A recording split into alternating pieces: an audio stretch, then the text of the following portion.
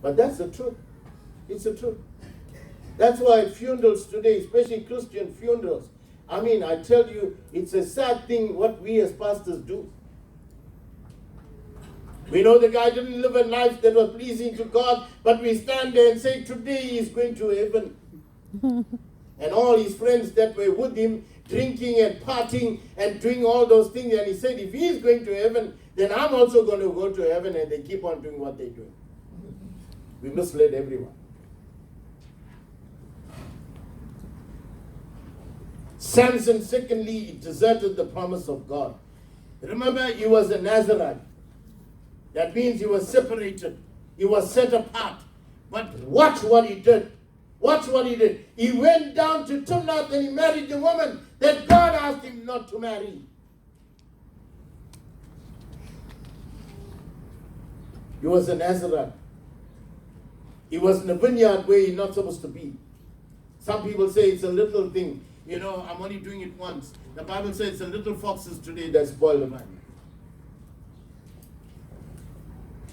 He was in his carcass, and what did he do? He ate of that carcass, he sinned. Samson distorted his purpose.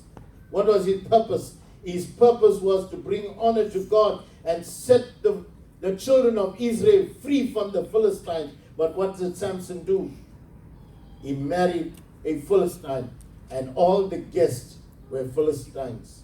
That was the wrong crowd he sat among. The Bible says in Proverbs 13:20, he that walketh with wise men shall be wise, but a companion of fools shall be destroyed. Who are you walking with? Come on. Who are you walking with? Who are your friends today? Who are your friends?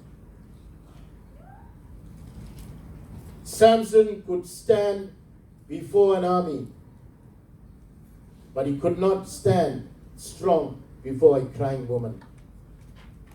He married Delilah. You know that he had supernatural strength. I'm cutting it short. You know he had supernatural strength. And the Philistines could not get him.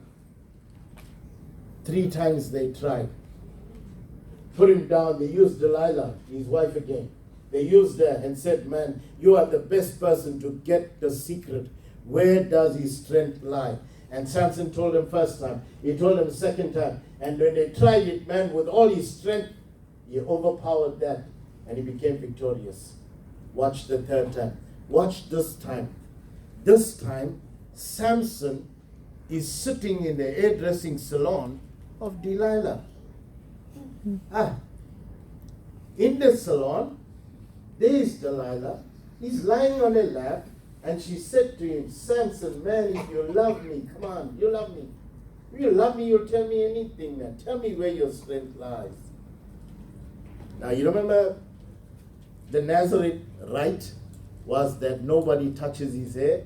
His strength was in his hair, that you should never cut your hair, isn't it? I think the keyboard guy there, he learned it from Samson. He's not going to cut his hair. You don't try to tell him to do that because he won't do it. He's a Nazarite, he's set apart. Okay, now watch this. In the salon of Delilah, she told him, man, if you love me, get rid of your mother. I don't want to see your mother-in-law. He didn't say that. You know what he said? You know what she said? Hey, if you love me, tell me where your strength lies. I need to know.